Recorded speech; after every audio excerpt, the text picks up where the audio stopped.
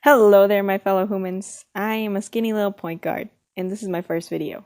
And to be honest, I'm not exactly sure what I'm doing, and I'm a little nervous. But I love basketball.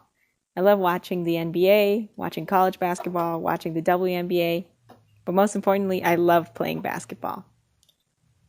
I want this channel to focus mainly on the WNBA and the news that surrounds it, but that doesn't mean I'm not going to make videos about the NBA or college basketball or any other aspect of basketball that may be interesting.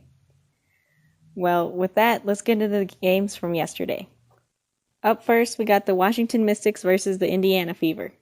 The Mystics started off hot in the first quarter by scoring 31 points. As the game progressed, Indiana managed to keep the game close and outscored Washington in the third quarter by 9 points. The Fever were up by 2 going into the fourth, but the Mystics were able to outscore them 18-2.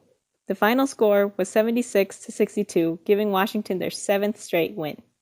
The Mystics were led by Elena Deladon, who had 25 points on 11 of 21 shooting and 7 rebounds.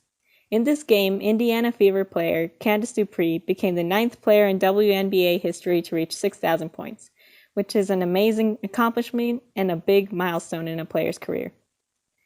Dupree needs just 2 more points to tie Lauren Jackson for 8th on the all-time scoring list.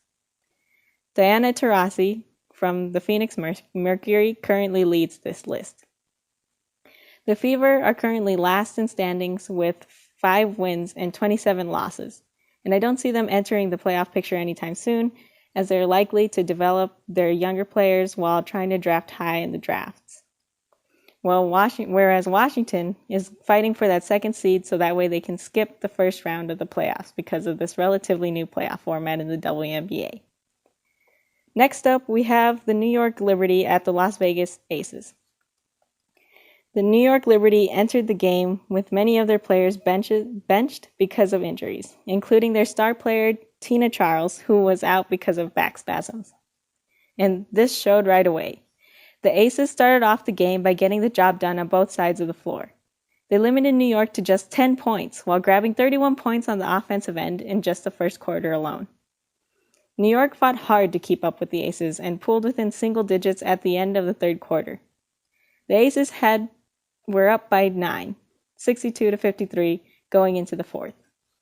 In the first 3 quarters of the game, All-Star Kayla McBride hadn't scored a single point for the Aces, so the Aces head coach Bill Laimbeer challenged her. She took that challenge head on, scoring 15 points in the fourth quarter alone.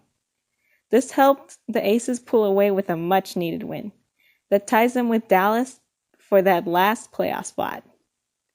They will play Dallas on Friday, and they must win that game and their final regular season game to make their first playoff appearance since 2014.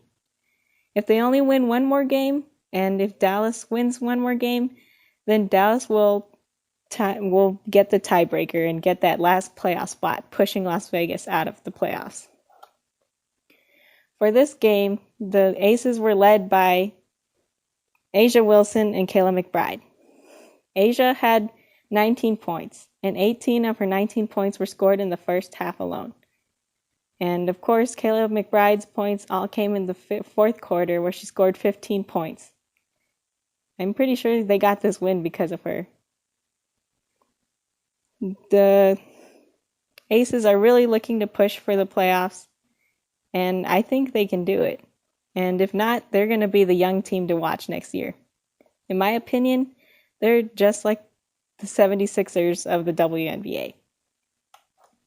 With growing young players like Kelsey Plum and A'ja Wilson, who, by the way, is a shoo-in for Rookie of the Year and is doing crazy things as a rookie, and Kelsey Plum, who's finally growing under Bill Laimbeer, this will be an amazing and entertaining team to watch in the future.